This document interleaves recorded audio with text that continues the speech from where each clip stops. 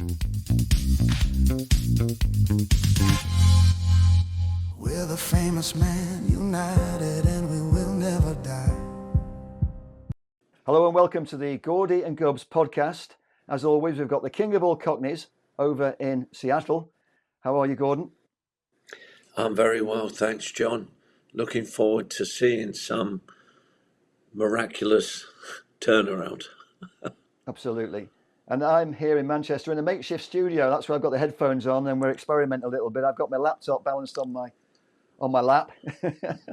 So hopefully it'll all go right, fingers crossed. And I know when we last spoke, it was after the Grimsby fiasco. And we spoke yesterday. I know you were keen to talk about Ruben Amorim and the state of Manchester United. But before we get into that, a few things that we want to plug. I'm here in Manchester for the Association of Former Players dinner with Willie Morgan on Thursday night. And I know you're a big supporter of the AFMUP. I know you can't be here because you're over in Seattle.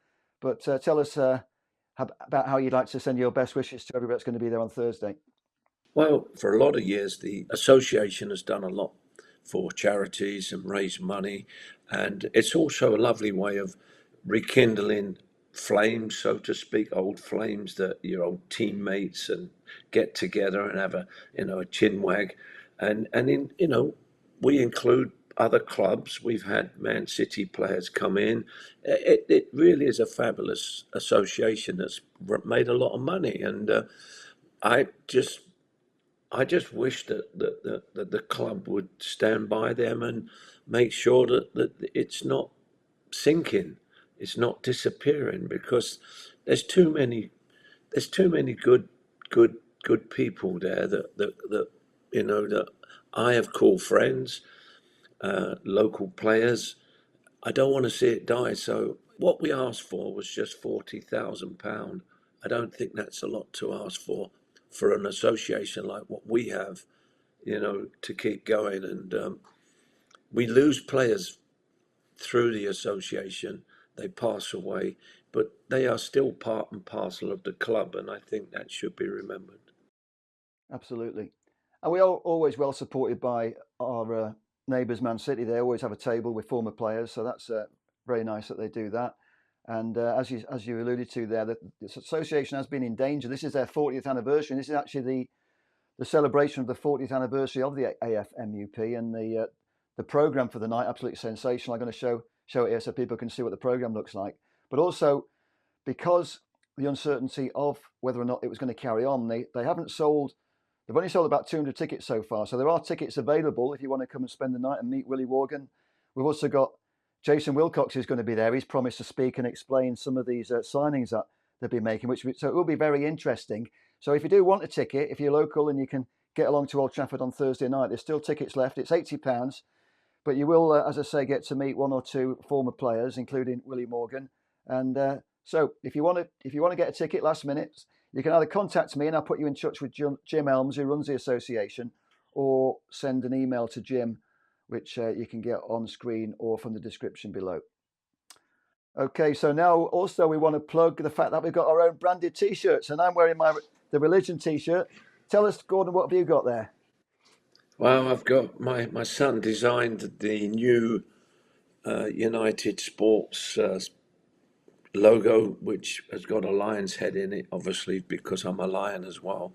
But to actually see it was great, and he designed it, and that now covers most of my training equipment and what my club wears. Absolutely fabulous. And I know obviously our fans that watch this podcast know that you're still coaching. You're getting on in years, like you're just a few years older than me, but we're both wearing well, I think. And I know you're doing really well because you've been rebuilt, haven't you, Gordon? Slowly, I've been rebuilt. I have a contract with Lego.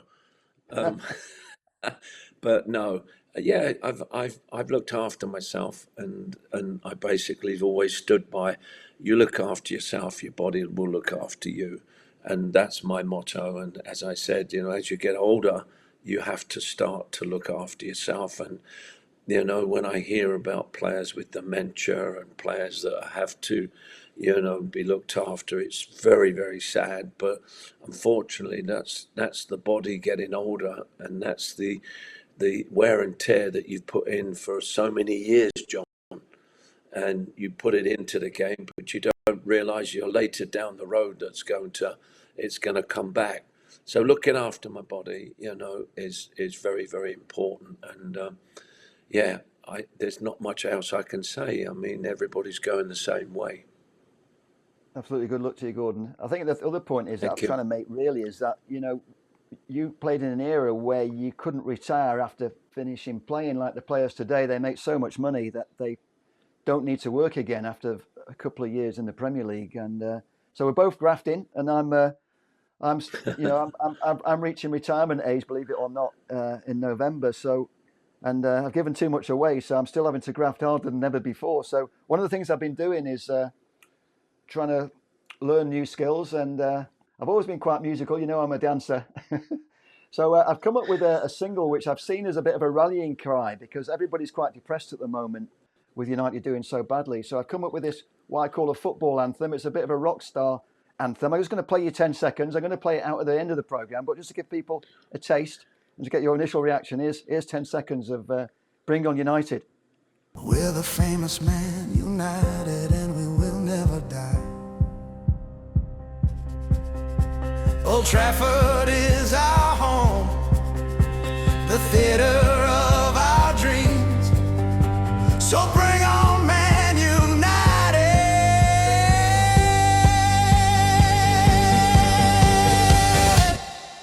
because we will never die.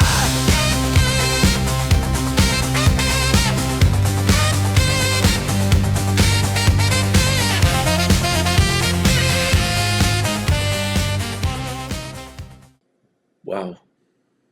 Initial response? I know it's very short. Wow. If it carries on the way it did, John, it's very, very. I could listen to it, and as I said, if it's about the club that you played for and became part of, listen. Wow, the start of it, I'd like to be able to listen to all of it, but sounds very impressive, John. I mean, could be the not Johnny Rotten. Who can we call you? We'll have to get you. We'll have a nickname. Well, Anybody can give Johnny something. Well, my dancing name is John Travolta, but I don't know about singers. I don't really know any Johns that can sing. Sorry, but, what was that, John? Sorry, my dancing name is John that, Travolta, but John Revolting. John Revolting. Some people say that. John Revolting, bringing Johnny Rotten to the forefront. No, brilliant. Now, one of the things we're trying to do with the show is make it a little bit more interactive. And when I was over in America last two years, I got to meet quite a lot of the American supporters. And one of the guys I got quite friendly with is Tony Hughes, who's one of the guys who runs the San Diego Red Devils, or Red Devils of San Diego. And he's kindly come up with a question for you, Gordon. So let's play that. I've only got the audio of it, but it's got some stills that go with it, because he was actually the match mascot at a pre-season game in America recently. So let's try and play that, if I can hit the right button. Hi John, my question is hypothetical, because I would be asking Gordon, if he was playing on the left wing in United's current team, how would he deal with Seshko in the middle as the new player in the team? How would he discuss a rapport relationship with him to give him service, and also vice versa? And what would he be saying in the dressing rooms right now about the starvation of wing play? Dorgu and Mbeumo are supposedly, wingers, but Gordon Hill was a way more technical, gifted player than Mbeumo. Sure, he scored as much spectacular goals as he has, if not more, and his crosses were pinpoint. And I'm not sure if Mbeumo actually knows who to cross the ball to, but that's basically my question, is what would he say in this modern day team? That's a very good question. That's a very good question. And to start off with, I've been looking at this for a few years, and the way that the name of the positions of these players are going, a wing back, overlapping wing defender, you cannot be a winger that can actually get to the byline and pull the ball back. I think I spoke about it with John many times about your centre forwards are there to be first thing you're doing as a forward playing in this team. I couldn't change going to the byline and whipping the ball in. I think with what's happening nowadays is because they're asking the inverted wingers to now start coming inside and whip the ball into the box, so to speak. They're looking more for a flick on as opposed to a good header. And what's happening is the ball is, when they come inside, they're always looking to curl it. When you go down the line, I used to train with Frank Blunstone, who was a great England and Chelsea man. And Frank used to knock the ball from the edge of the penalty box on the left-hand side, knock it down the line to where I could whip the ball in front, knock the ball down the line to the line where I could whip the ball and whip the ball backwards. So I had, but that's great, but you've got to have the persons on the end of it to be able to, like, for instance, the strikers have got to be able to do it. The first thing you do is you learn to put the ball into space. Then basically when you become that, the forwards then, and this is where Sesko has got to be taught because he's so barren at the moment, he's an isolated figure. What's happening is they're getting there. And if you keep cutting back, he's got caught.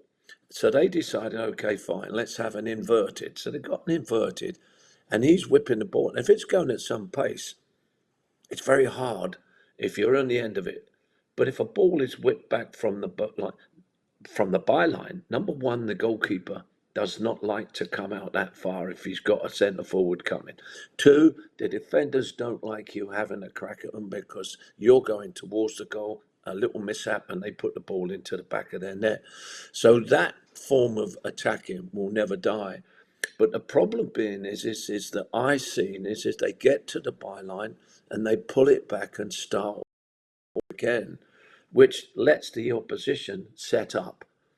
We've always been, we had Jimmy Greenoff, we had Joe Jordan, we had Stewie Pearson, great players, great centre forwards, and their jobs were to get on the end of what we served in. And basically when you get Stevie, go push the ball down the line, get past that defender, whip the ball in, you'd put it into space. When you got really good, then it was what called the artist picking the player. And the player, I could pick a player out, but just drop it on his head. That meant that it took a lot of practice, and it took so much practice that I would spend time about half an hour to about 45 minutes after training, just knocking the ball down the line, getting to it, clipping the ball back, and then I had to sprint back to the where Frank was, and then I would start again. And we had the centre forwards doing it. If you don't practice it enough, number one is we saw Rasmus that needed this, was dying for it, and hadn't, then all of a sudden disappears to Napoli and scores. So are we wrong? Are what we're saying, is it wrong? Are we saying, oh no, you keep doing what you're doing? Well, you're not getting goals. And we had this talk the other day, John, didn't we, on our last podcast? If you don't put the ball into the mixer at some time and constantly, you won't know what you're going to get. And they talk about tactics and they talk about, he's on his own. How many strikers are on their own that can really do it? Haaland, if he hasn't got service, he becomes mediocre. We've looked at Sesko. I think he got one shot off in the last game. You had you have the fullbacks crossing the ball, going down, and it's like it was. Stewie used to say, "I'll give it to Hilly. You do your job. Don't go into his position because that's his area. He will take those defenders on. Some he's going to get beaten, but most of the time he'll get to that and whip the ball in." And Stevie was exactly the same. Now, if you have that type of play, and then you've got, say, for instance, two strikers going in, you're going to cause problems because you've got two, you have to have three defenders. And your midfielders can follow up for anything that's coming out. I can't think of anything more dangerous, and I can't think of anything that is not in the game that should be in the game today. But it requires the players to play in a certain way to be able to play it.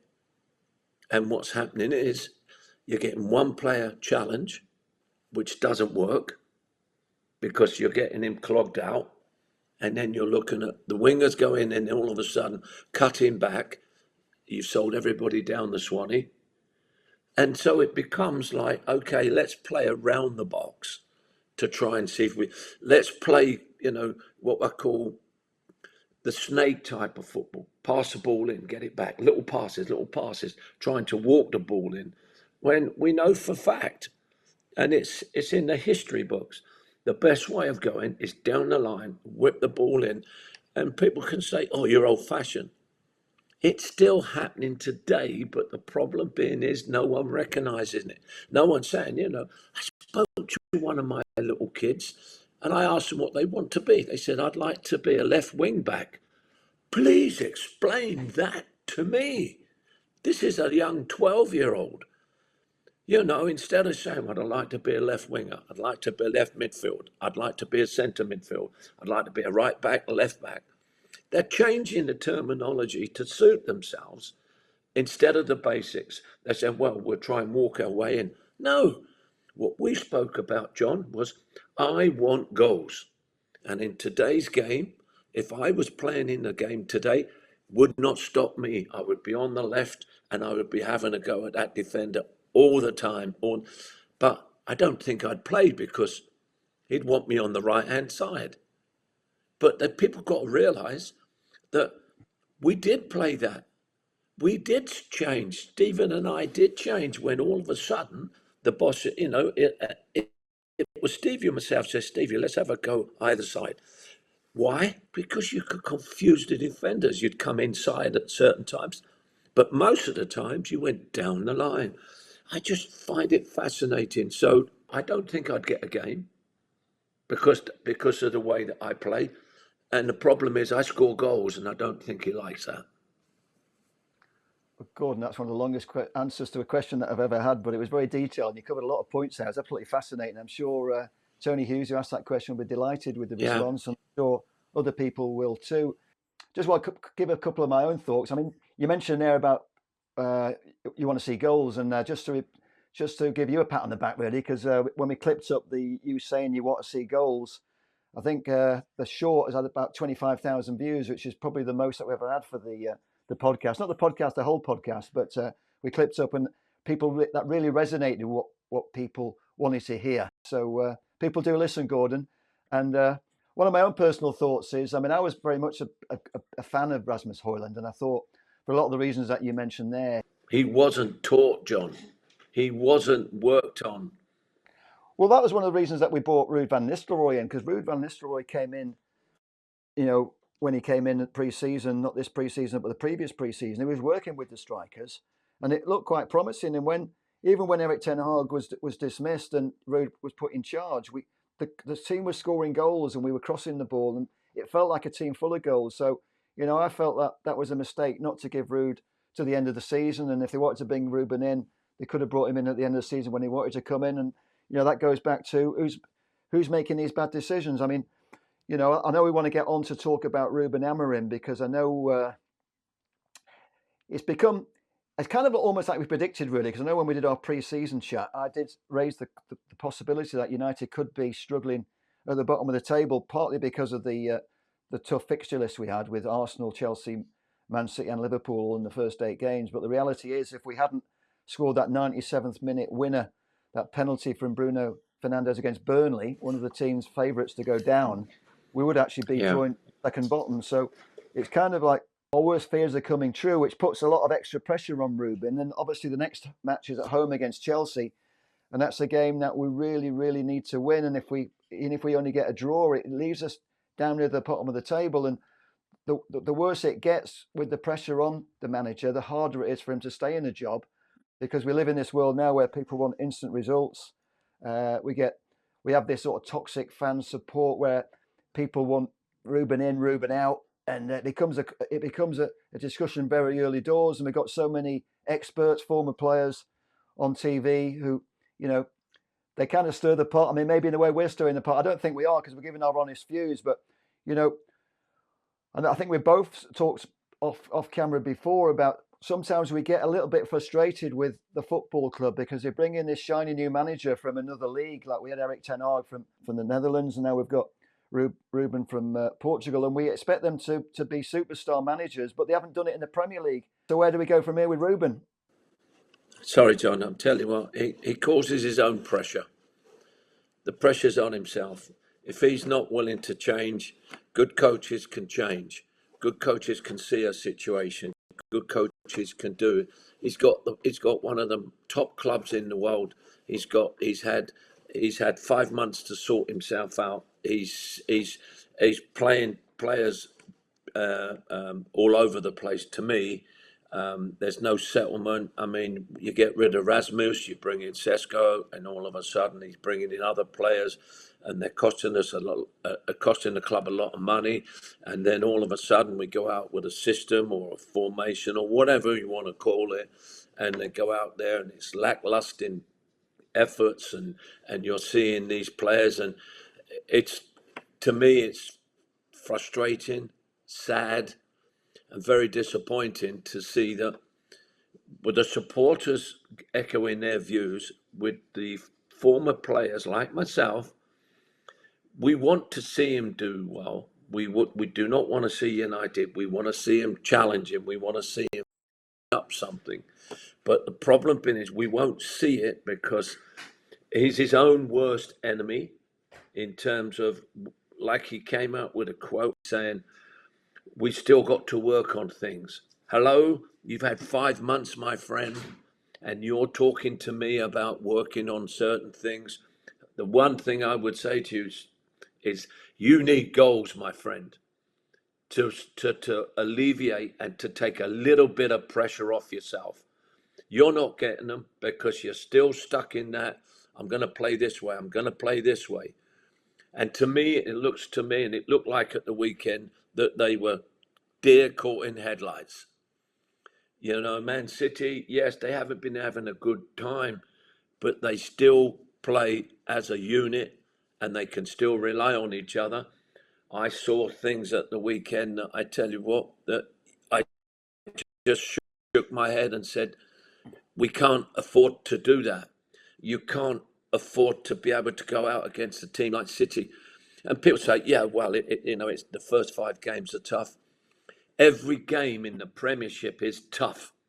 The first 5 games with the top teams should have been a wake-up call. And for us, if I would have been playing and the boys have been playing that I played with and Fergie's mom, we would have gone at Liverpool, Chelsea, Man City, Arsenal, no matter who we had at the beginning, we'd have let them know that we're here, we're back to play against you.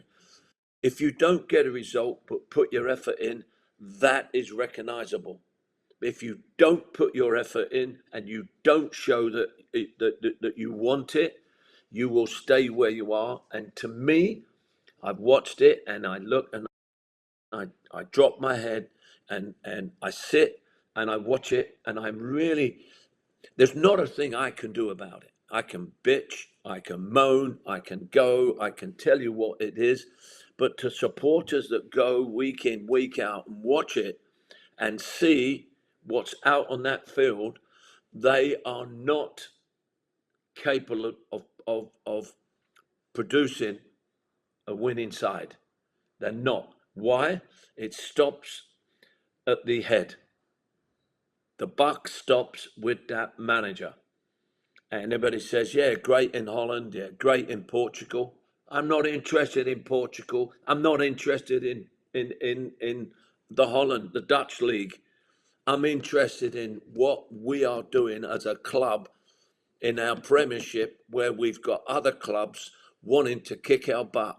No time at all, John, have I ever known a team come to Old Trafford and find it easy to pick the points.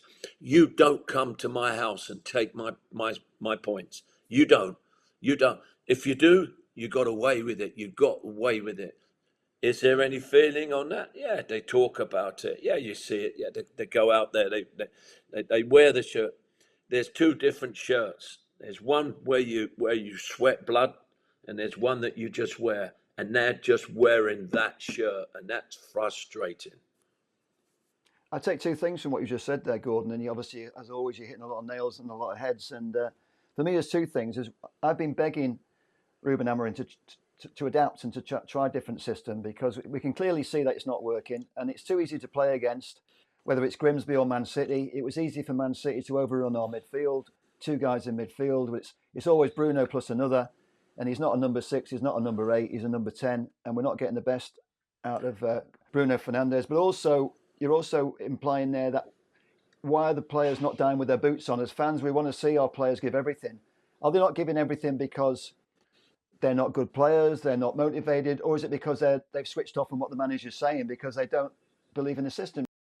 You've really just hit on the points that we were talking about.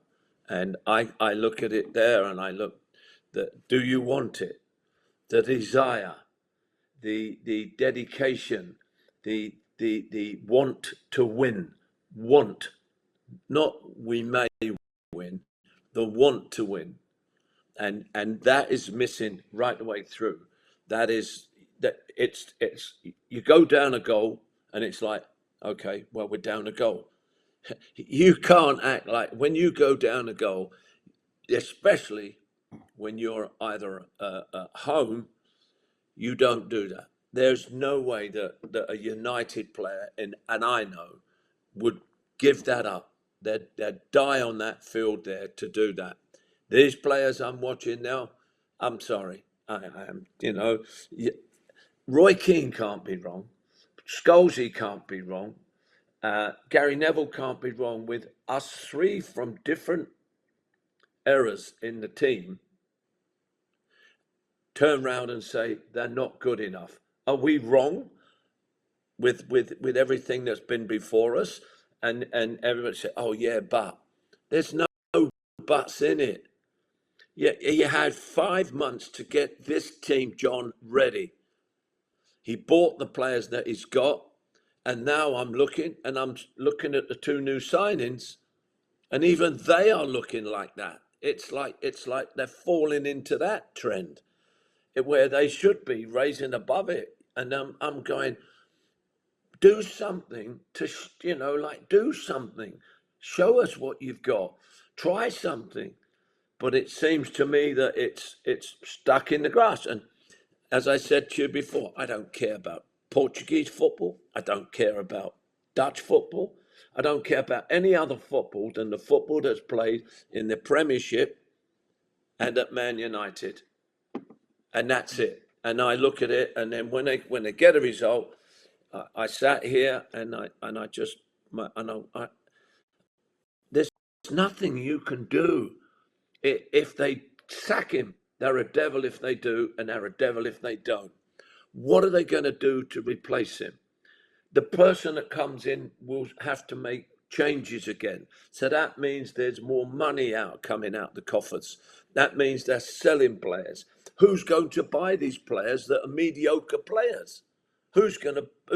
We've already found it difficult to get rid of players. We're digging a hole deeper all the time because we haven't got that on the field, that do or die attitude. If you know full well as I do, John, if you give everything and lose a game, you will not get people complaining because you give everything and you've done your best and if you go out there and all of a sudden, you don't pick up and the ball goes in the back of the net, oh dear, head goes down. 2 goes in, heads go down. I don't care what anybody says, your head goes down. But then all of a sudden you need somebody to pick you up. We had Martin Buchan, we had Brian Robson that could say things. that could get you going, and you got yourself going. You couldn't ask somebody else to motivate you. You had to motivate yourself. Otherwise, you was found out. And this is finding out what these players are all about and what the management is. And it seems to me it's like they're yards apart, miles apart at this moment, John. And it's frustrating, absolutely very frustrating. The one player I would like to sort of absolve from the not trying hard enough is, I think we've got one player in the team who's got this never say die attitude, and that's Harry Maguire. And we've seen it. We even bring him on when we need another striker, and it's almost like Captain Marvel who comes on sometimes. Sometimes he comes on to sort of help the defence. Sometimes he comes on to even as a striker, which sort of underlines the fact that we haven't got enough strikers. And I know Harry Maguire is not the best player in our team, but I do wish we had more players who gave as much effort as Harry Maguire. And that's my own sort of personal thought. But I think that you kind of almost addressed it already. But what I like to really put the gun to your head now, and if you were in charge of Manchester United, I do feel that Ruben Amorim, my personal view is that Ruben Amorim won't depart in the short term because the football club can't afford to get rid of him. I think Jim Ratcliffe and his Ineos people, they've staked their reputation on, they brought him in, they've tried to change the style. I do have this sort of theory that he's sticking to this formation because not only because he believes in it, but because he's been brought in to change the style of Manchester United. It's almost like that's what he's got to do. I can't, in my own mind, I can't understand how a top coach who can't see that it's not working and is not changing it. So I can't understand, is he really so stubborn that he won't change it, or is he not changing it because he can't change it because that's what he's been brought in to do? So what I'd like to really ask you, Gordon, is, if you're in charge, do you give Ruben to the end of the season? Do you give him until Christmas? Do you wait and see how the next few games go? Or do you tell him change the system? I mean, what would you do? That's a very good question. But if you're looking at that side of it as saying that you're one of the owners, you're looking at people who've got the experience in what he's doing. And so really you've got to really run with it to find out if it's going to work. But if I look at it there and it's not doing it, he would definitely have, ages ago with me, way before the season started, I would have wanted to know exactly what he was going to do, but that's coming from a footballer. That's coming from a football person that is born and bred. I'm a pro coach. I know exactly what I'm looking at. I know exactly what I would want, and that's how I would lay it out. And I wouldn't hold back on players that did not put effort in. It's end of story. If you don't like it, it's like Eddie Howe says. If you don't want to come to the club, if you're umming and ahhing, don't come. It's the same as United. United is all about, hey, you better come and be prepared to bleed. And Amorim has got this, and he's got this in his head, whether it's from the owners or not. It's like you saying, John, it's like me saying, John, I'm going to do your job when I know nothing about it, but this is how I want you to do it because I pay you the money. And that to me hurts. That to me, I mean, as a coach, even when I'm on the field now, I expect him to put the effort in. Otherwise, why come, why train, why play? And to looking at the United, they get very well paid. They've got the top club. They've got a brand new facility. There should be nothing stopping them from going out there and busting their ass. And excuse my language, but I am tired of watching it. I'm tired of pity-patty, pretty little football. I want to see us get stuck in. I want us to see us, and I say it again and again and again, I want to see goals. That means when you're attacking, you're all attacking to get it. But what happens is you've got as you might have said it right, John, the top people are saying, well, tell us, when did they kick a ball in the back of the net? When did they put a red shirt on? They haven't, but they're telling you that you've got to play a certain way. Well, you're playing a certain way, and there's 60, 70,000 people going, you don't know what you're doing. So if they step back, what are they going to do? It's now the same old story, an owner and a coach. owner. If you don't like it, the owner's got it. See your coach. Nuno was the cost of at Forest, exactly the same. So basically, now I'm going. You're your own worst enemy, Amorim. You're your own worst enemy. You know, if you've seen the teams that are out there, this is the Premiership, supposed to be the elite in the World League, and you're going out and performing like that with these players that are so-called superstars, and it just drives me. It absolutely drives me around the bend. I mean, yes, it's a shame that Martin Buchan's not playing, because I tell you what, it'd have clipped a few of you around the ear. Yeah, absolutely. I think the difference between Ruben and Nuno is that Nuno probably got the sack because he criticised the owner, whereas with Ruben, is he too good to criticise the owner? He's doing what he's behaving himself, and maybe he should be more like a Mourinho and sort of be a little bit more volatile and say, well, if he's not getting the players he really wants, maybe he should say, well, I'm not getting the players I really want, because there is a question that we have. He's not going to say that, John. He's not going to say that. He's not going to say it because of that type of character. No. No, he's not going to say. Well, that tells me what type of coach he is. He's not going to say it. He's okay. I'm going to do it this way. Fine, you do it that way, and you die by your sword. Because at the end of the day, what you put out on that field, if it's not good enough, that'll soon get found out, and the other teams will find you out, and they will take you apart, and basically you'll be relegation fodder, and that hurts us most of all. Absolutely. I mean, it does feel like we are in danger of getting sucked into a relegation situation, and the match against Chelsea on Saturday is going to be absolutely crucial. We're going to have 70,000 people there. They'll get behind the team if they're doing well and winning, but there is a sense that if we lose again, that the fans will start to turn. So, you know, that's one of the reasons that I came up with this little. I want to try and lighten the mood a little bit. So I want to give you another little short blast of my music to see. I know, just going back to Tony Hughes, who gave you the question earlier. He liked the music so much that that's why he called me last night, because he wanted to compliment me on the music. He said he's going to, at their supporters club on Saturday before the game against Chelsea, they're going to play this little new anthem to try and rev up the crowd. So I'm sure the players won't be listening to it, but if they were, hopefully I'll get them in the mood. So let's try and get in the mood in, and maybe off the back of it, you can say what you think is going to happen on Saturday against Chelsea.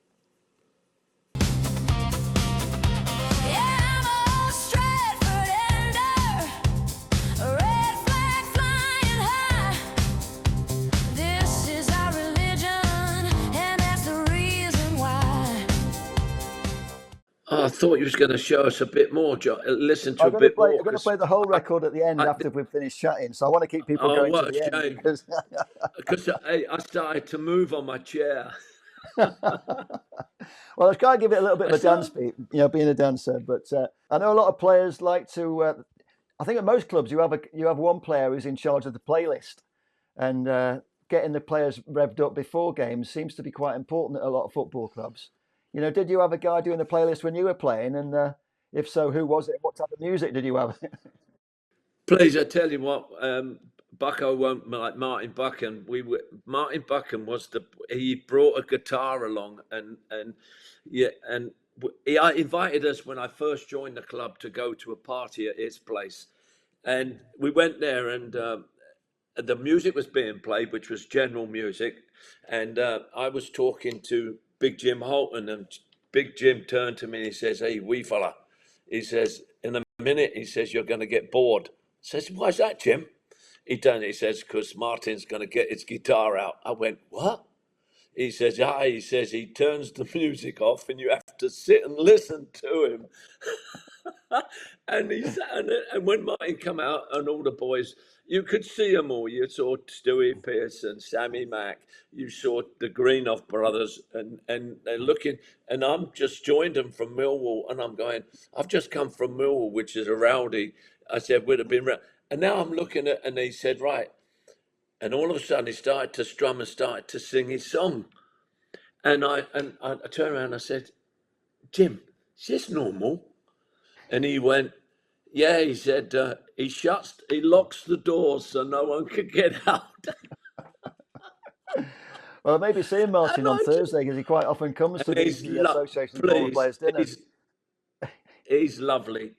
I was on the night out with Martin Buchan last year with the supporters from the Malta, the world's oldest Manchester United supporters club, and we got back to his hotel, and he literally did get out. He whipped out his guitar and he started playing. This was about midnight, and couldn't believe it really. But I must admit, he was actually pretty good, I thought. So the mind boggles the thought of having Martin Buchan in the dressing room playing his guitar before a match. Did that ever happen? No, thank God the doc wouldn't let him. I tell you, the doc wouldn't let him. But I tell you what, he took his guitar on a few trips, and I think he played it in the room. But I think the most funniest thing is that, like, we made a song, Stretford. We made a song, I forget what it was called. It was the Old Trafford Blues. And you've got to look this up, John, and get this on the Old Trafford Blues. And then on the B side, on the flip side, it was Martin playing a single.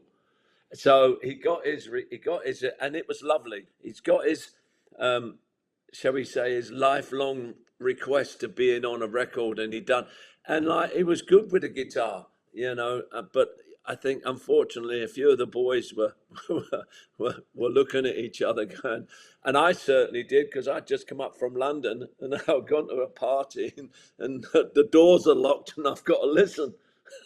You can't get out the window either. So, but yeah, I tell you what, it's fabulous. It was great, and that could break up the tension when I mean, because we go to a do and you'd get him playing it, but then Jerry Daly would would get up and start singing the Boxer, that when I was a young boy so he'd get him singing that. So it was a little bit of an event for everybody, but it light-hearted. It broke up all the tension. So yeah, that was. I don't know who it is. I don't think anybody with this squad. Whichever song you played. I get that's the impression I get really, because I think back in your day and a lot of days since, we had a lot more kind of team camaraderie and team building. It almost feels like team building, having that spirit. But I suspect with having so many different nations in the dressing room, and sometimes not even any English in the dressing room, we don't have this sort of like camaraderie that we're probably missing in the game today. But I can hear people screaming at the screen now, because I know that you're quite famous as a singer, aren't you, Gordon? And I think maybe you should give us a feel. Oh yeah, I sing. I've got one song I sing. It's so low you can't hear me, and the next one is Far, Far Away, which is the title. It's the other side of Los Angeles. So that's how good I am at singing. But yeah, the only note I can sing, John, really is La. That's it. That's the only note, mate. But what about when you scored a goal? Yeah. I mean, did you not sing then? Oh, mate, I tell you what, I still remember, when the semi-final goal, and everybody was, was really looking at Derby going through, and then when we got it, it was like all of us, because we were such a young team, so to speak, we all just looked and just, yes, we're going to Wembley. And I think that was absolutely brilliant. I think that to me, it still sticks in my mind. And we all sat there and we all knew, and it was even hours afterwards, you walk past one of the players at the dinner, at the little party we had, and you'd say, well done today. That was great. That was good. I don't think that is out there today. I well done. That was great. Good. Right. Now who we got? Who we waiting for now? Oh, we got Liverpool. Oh, shit. Okay, let's go and do them. They're going for 3 trophies. Let's go out there and give them a game. That's the camaraderie. That's the spike. Fergie got it with his boys as well. And certain managers, you had the Doc, you had Samat, you had Ron Atkinson could do that as well. That camaraderie approach and management, I don't see it. I don't see it anymore. With foreign managers, I don't see it. Well, as You you know, know, I was I at, may I be was a at, as you know, I was at that game, Derby County against Derby County at Hillsborough, and as fans, we were all singing. We're on our way to Wembley. It's lovely to hear that the idea that the players were kind of celebrating in the same sort of way. Just knowing how united you were, it's fantastic to hear that. The Doc had one song he sang at the party on the evening, and he said, "Save all your kisses for me. Save all your kisses for me. Beep, beep, Derby, beep, beep." And that's the Doc. And we're going, holy moly, he's opened up. He's opened up, and we're having the party. And the next thing I know, we've got a wedding next door that's bumped into our party. And so now, and the Doc is save all your kisses. Instead of tie a yellow ribbon around the old oak tree, it was singing this. And it became that song, and everybody started to sing it. But you create that over time. You create that with the team, with and I'm sure that Fergie's had the same, and I'm sure that Ron Atkinson had the same. I don't see it. It's missing, John. It's missing, and it hurts, because you can't turn back the clock, and we're all getting on, and it's I don't know.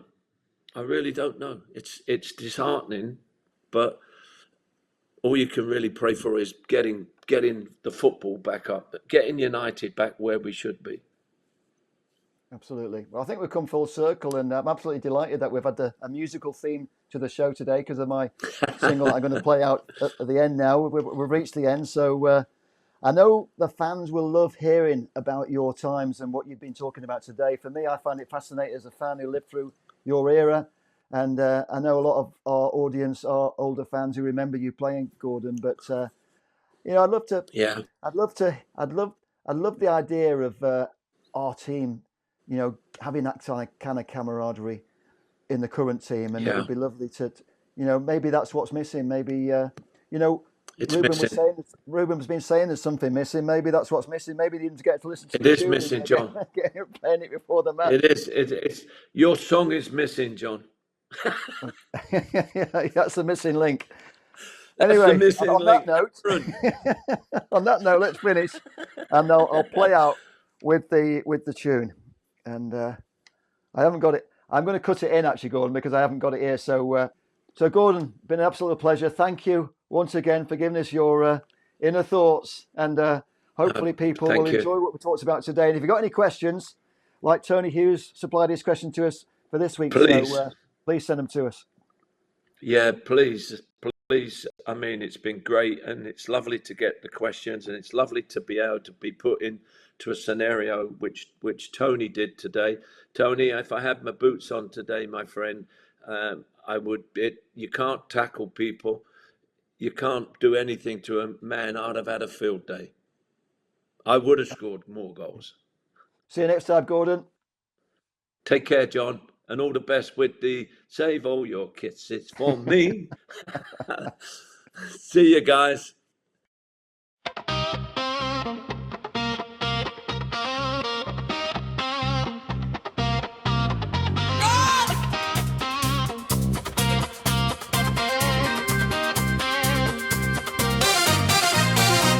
We are the Stratford Enders, Red Devils through and through. We've seen it all, we've had a ball, yeah, Ruben's Reds know what to do. 'Cause we are united, and we will overcome. 'Cause we are united, and we're never gonna die. Yeah, I'm a Stratford Ender, a red flag flying high. This is our religion, and that's the reason why. From Georgie Best to all the rest, the greatest there's ever been. We are the Stratford Enders, man united is our team. From front to back, we will attack. It's the united way. Let's make United great again.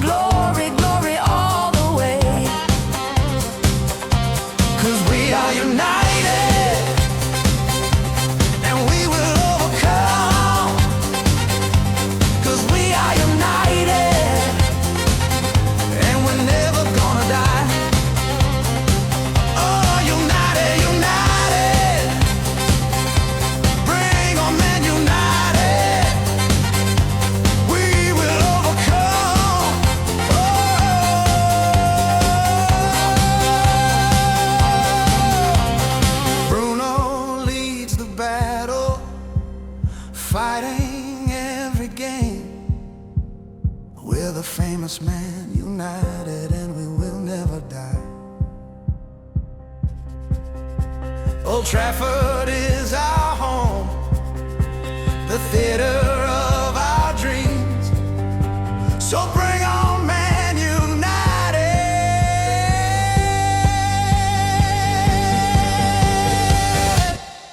because we